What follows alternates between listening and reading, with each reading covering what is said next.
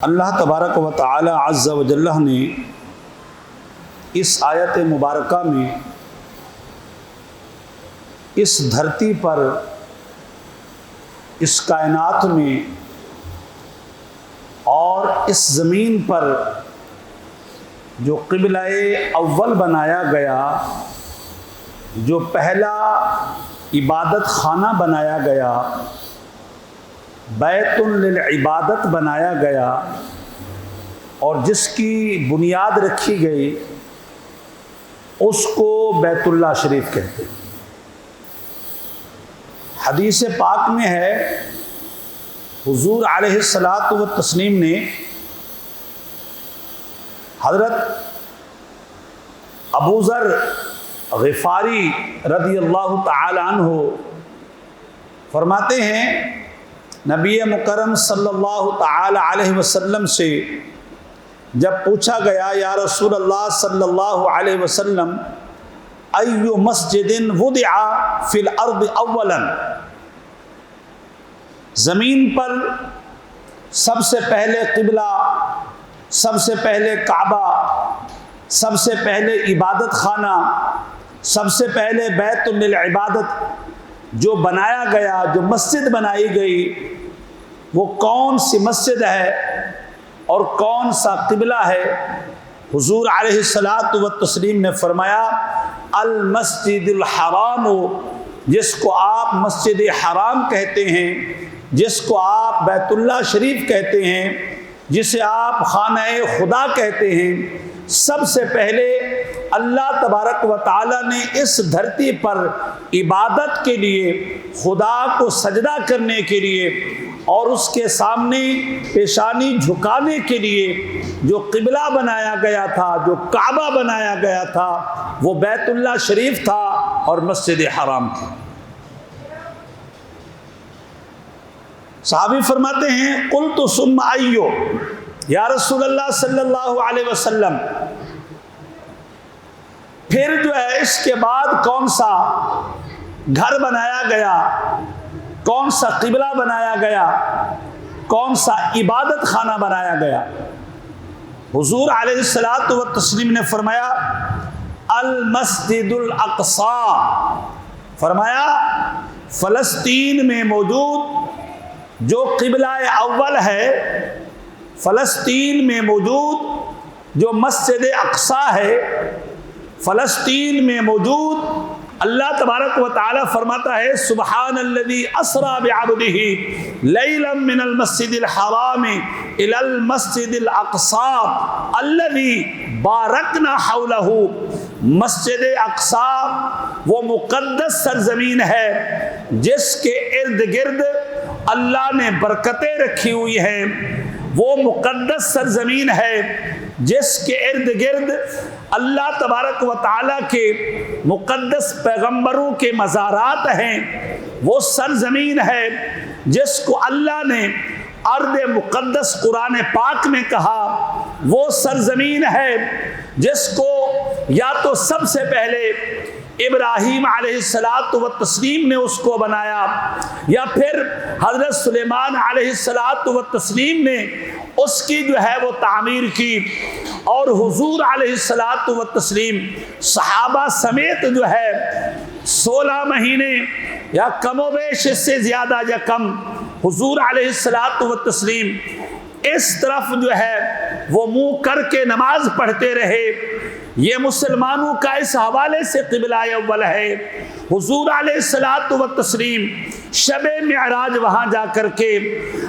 امامت انبیاء فرمائی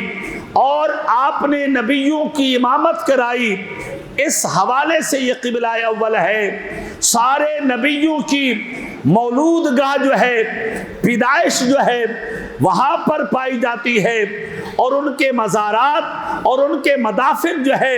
وہ وہاں پر پائے جاتے ہیں۔ میرے حبیب علیہ الصلاۃ والتسلیم نے فرمایا،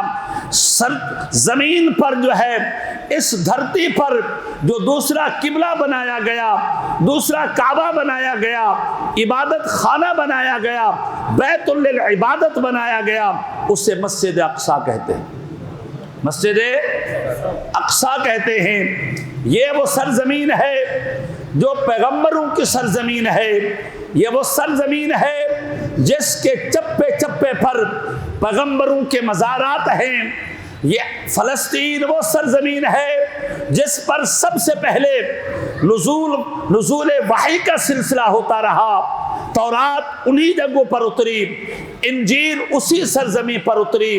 اور زبور اسی سرزمین پر اتری، صحف ابراہیم اسی سرزمین پر اتری، صحف موسیٰ اسی سرزمین پر اتری۔ اللہ اکبر! آج جو ہے اس سرزمین کے حالت کو دیکھ کر کے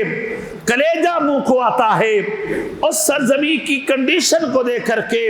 کلیجہ پھٹنے کو آتا ہے کہ مسلمانوں کو کیا ہو گیا ہے کہ اپنے قبلہ اول کی حفاظت نہ کر سکے، مسلمانوں کو کیا ہو گیا ہے اپنے قبلہ اول کا تحفظ نہ کر سکے، مسلمانوں کو کیا ہو گیا ہے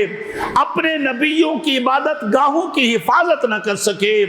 جہاں پر جبریل امین بار بار اترتا رہا، جہاں پر جبریل امین بار بار نبیوں کی بارگاہ میں حاضری دیتا رہا، اللہ تبارک و تعالی نبیوں کے صدقے سے، نبیوں پر اتاری گئی وحی کے صدقے سے اور اپنے کلام الہی کے صدقے سے اللہ ہمارے قبلہ اول کو جو ہے یہود کے ہاتھوں رہائی عطا فرمائے اور یہود کے قبضے سے جو ہے اسے آزادی عطا فرمائے، اور وہاں کے مسلمانوں کی جو ہے اللہ غیبی مدد نازل فرمائے۔ دوستو، اللہ ارشاد فرماتا ہے ان اول بیت وضع للناس للذی ببکہ، یہ لفظ بکہ قرآن پاک میں موجود ہے۔ بکہ مکہ ہی کو کہتے ہیں، بکہ مکہ ہی کو کہتے ہیں، لیکن لفظ بکہ کیوں کہا؟ یوں کہہ دیا جا سکتا تھا سبحان ان اول بیت وضع للناس للذی ببکہ، بمکہ تھا، پہلا گھر جو ہے وہ مکہ ہے جو ہے حجاز میں پایا جاتا ہے۔ بکہ کیوں کہا؟ بکن کا عربی ترجمہ ہوتا ہے جس کا مقصد اور مفہوم یہ ہوتا ہے یہ وہ محل ہے جہاں پر تنی گردنیں جو ہے وہ جھک جاتی ہیں، یہ وہ محل ہے جہاں پر جبارین کو حملہ کرنے اور جبارین کو جو ہے اس علاقے پر قبضہ کرنے اور جبارین کو جو ہے اس کو تہس نہس کرنے کا جو ہے اللہ کھلی چھوٹ نہیں دیتا۔ یہی وجہ ہے ابرا جیسی طاقتیں، ابرا جیسا لشکر، ابرا جیسا بادشاہ جو گندا ارادہ لے کر کے آیا کہ میں قبلہ کی اینٹ سے اینٹ بجا دوں گا، کعبہ کی جو ہے وہ تہس نہس کر کے چھوڑ دوں گا۔ اللہ نے ارشاد فرمایا الم تر کیف فعل ربک باصحاب الفیل، اللہ ارشاد فرماتا ہے میرے حبیب آپ نے اصحاب الفیل کا واقعہ نہ دیکھا، آپ نے ہاتھی والوں کا واقعہ نہ دیکھا، آپ نے جو ہے وہ جو لشکر لو لشکر کے ساتھ ابر آیا تھا اس کا تم نے واقعہ نہ دیکھا۔ الم تر کیف فعل ربک باصحاب الفیل الم یجعل کیدہم فی تضلیل، اللہ نے ان کے مکر فریب کو جو ہے تہس و ناس کر کے رکھ دیا، اللہ نے ان کے چالوں کو جو ہے ستیہ ناس کر کے رکھ دیا، اللہ نے ان کے فریبوں کو جو ہے ہمیشہ کے لیے ملیا میٹ کر کے رکھ دیا۔ الم تر کیف فعل ربک باصحاب الفیل الم یجعل کیدہم فی تضلیل وارسل علیہم طیرا ابابیل، اللہ فرماتا ہے پھر ہم نے ان کو تباہ کرنے کے لیے نوجوانوں کا لشکر نہیں بھیجا تھا، عربوں کا لشکر نہیں بھیجا تھا، اور عرب کے نوجوانوں کو نہیں بھیجا تھا، عرب کے مجاہدوں کو نہیں بھیجا تھا، عرب کے غازیوں کو نہیں بھیجا تھا۔ وارسل علیہم طیرا ابابیل، لوگ تو یہ دیکھ رہے تھے یہ پرندے اڑ رہے ہیں، لوگ تو یہ دیکھ رہے تھے یہ پرندے اڑ رہے ہیں، یہ بانز اڑ رہے ہیں، اللہ کی قسم لشکر ابرا جو ہے وہ دیکھ کر کے دنگ رہ گیا کہ وہ لشکر آتا ہے اور ان کی چونچ میں جو ہے وہ چنے کے دانے کے برابر ایک پتھر ہے، اور وہ آ کر کے کافر کے سر پر ڈالتے ہیں، ابرہ کے لشکر کے سر پر ڈالتے ہیں، تو ابرہ کا جو لشکر ہے، مرد ہے جو لشکری ہیں، ان کے سر پر ڈالتے ہیں، سر کو چیرتا ہوا، سواریوں کو چیرتا ہوا زمین میں چلا جاتا ہے۔ قرآن بڑی حیرت کے ساتھ کہتا ہے الم تر کیف فعل ربک باصحاب الفیل، اللہ کا یہ لشکر بھی موجود ہے، اللہ کی یہ طاقت بھی موجود ہے، اللہ کی یہ پاور بھی موجود ہے کہ بڑے سے بڑے لشکر کو اگر چاہے تو ابابیل کے ہاتھوں مرا دیتا ہے، چاہے تو وہ جو ہے وہ پرندوں کے ہاتھوں مرا دیتا ہے، وہ چاہے تو اپنا غیبی لشکر بھیج کر کے مرا دیتا ہے۔ اللہ اکبر۔ اللہ نے فرمایا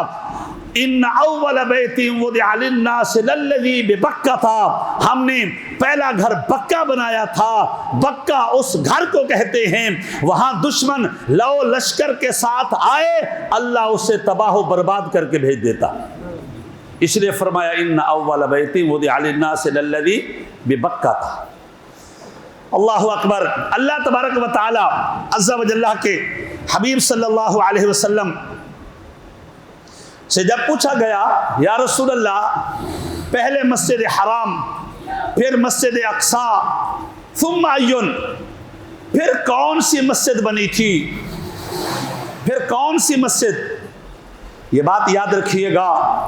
مسجد نبوی جو ہے اس کو مسجد نبوی کہا جاتا ہے، اس کی تعمیر مصطفیٰ نے کی ہے،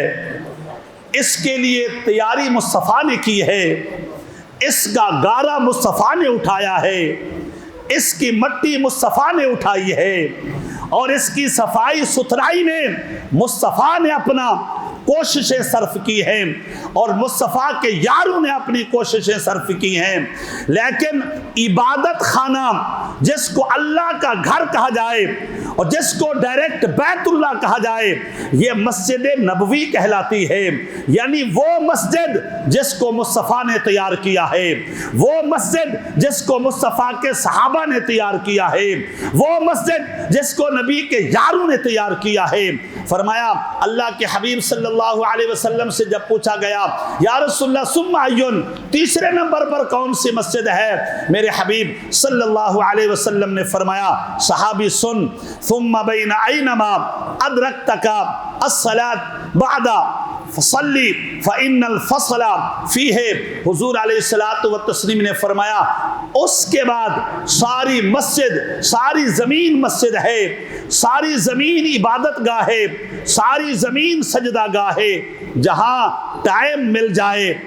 وقت مل جائے، آذان کا ٹائم ہو جائے تو فرمایا پاک جگہ ہو، باوضو ہو کر کے تم خدا کے سامنے سجدہ کر دینا، جس طرح مسجدوں میں تمہاری نمازیں قبول ہو جاتی ہیں اسی طرح ان جگہوں پر بھی تمہاری نمازیں قبول ہو جائیں گی جو پورے علاقے میں اور پورے جو ہے وہ زمین پر پائی جاتی ہیں۔ یاد رکھیے گا حضور علیہ الصلاۃ والتسلیم کے آنے سے پہلے، آپ کے تشریف لانے سے پہلے جو تھا یہ پورا یہ زمین تو تھی، لیکن یہ پوری زمین اس کو مسجد نہیں کہا گیا تھا، مسجد نہیں کہا گیا تھا۔ حضور کے آنے سے پہلے ہر قوم کے لیے عبادت خانہ الگ ہوتا تھا، وہ اپنی عبادت خانے میں جا کر کے نماز پڑھتے تھے، باہر عبادت نہیں کر سکتے تھے، وہ اپنے ساتھ مصلے لے کر کے گھومتے تھے، مصلوں کے اوپر عبادت کرتے تھے، وہ اپنے ساتھ پھٹے لے کر کے گھومتے تھے، وہ انہی کے اوپر جا کر کے وہ عبادت کرتے تھے۔ اللہ کے حبیب صلی اللہ علیہ وسلم جب تشریف لائے، آسان شریعت لے کر کے آئے، دین حنیف لے کر کے آئے، آسان دین لے کر کے آئے، آسان احکام لے کر کے آئے۔ اللہ کے حبیب صلی اللہ علیہ وسلم کو اللہ نے حکم دیا، فرمایا محبوب دوسری قوموں کے لیے یہ حکم تھا اپنی عبادت خانہ میں عبادت کریں گے تو قبول ہوگی، اپنے مصلوں پر عبادت کریں گے تو قبول ہوگی، عبادت کے پھٹوں پر عبادت کریں گے تو قبول ہوگی۔ محبوب تیرے صدقے سے ہم نے تیری امت پر یہ احسان کیا ہے، پاک جگہ پر یہ سجدہ کر لیں گے، ہم ان کی وہ عبادت بھی قبول کر لیں گے۔ حق بنتا ہے، ذرا زور سے سبحان اللہ کا حق بنتا ہے۔ یہ سست والے سبحان اللہ یار کیسے لوگ ہو جائیں؟ ذرا زور سے بولے سبحان اللہ۔ حق بنتا ہے، یہ موقع ہے سبحان اللہ کہنے کا۔ میرا اس میں فائدہ نہیں ہے، ویسے بھی آپ ویسے دنیا کے فائدے کے لیے بڑے ہوشیار ہیں آپ، اس کے لیے ٹینشن نہیں لے۔ ہماری آنکھیں بھی اس وقت چوکنا ہوتی ہیں، ہمارے ہاتھ بھی چوکنا ہوتے ہیں، ہماری کان بھی چوکنا ہوتے ہیں، ہمارا وجود ہے بڑا ایکٹیو ہوتا ہے کہ دنیا کیسے کمانی ہے، دنیا کا فائدہ کہاں سے ہوئے گا۔ اللہ کے بندے یہ ایک بار سبحان اللہ کہنا، ایک جنت میں درخت لگتا ہے اور 6 مہینے تیز گھوڑا دوڑتا رہے، وہ درخت جو سبحان اللہ کے بدلے میں لگتا ہے وہ اتنی طویل ہے کہ 6 مہینے گھوڑا اس درخت کو راس نہیں کر سکتا۔ ذرا زور سے بول رہے سبحان اللہ۔ ایک اور بھی درخت لگ جائے گا، جس کو ضرورت ہے وہ لگا دے، باقی چھوڑ دو۔ نہیں جس کو جو سمجھتا ہے کہ اپنے گھر والی بات ہے یہ درخت لگا دیں گے اٹھا کر، نہیں وہاں شجرکاری مہم نہیں ہوگی، وہ آپ کے اعمال کا صلہ ملے گا۔ آپ بولیں گے کہ ہم کسی قوم کا، وہ کسی جناب اللہ تنظیم، سیاسی تنظیم کا پلہ پکڑ لیں گے اور سیاسی تنظیم جناب اللہ شجرکاری مہم چلائے گی، یہاں سے ہم درخت لگا دیں گے، یہاں سے ہم درخت لگا، نہیں، جتنی یہاں نیکی کرو گے اسی کے بدلے میں وہاں پر درخت لگیں گے، وہاں پر ذرا زور سے بولے سبحان اللہ۔ یہ ڈھیلی سبحان اللہ کی ضرورت نہیں ہے، ذرا زور سے بولے سبحان اللہ۔ اللہ تعالیٰ محبوب کے صدقے سے ہمارا درس قبول فرمائے۔ السلام علیکم ورحمۃ اللہ وبرکاتہ۔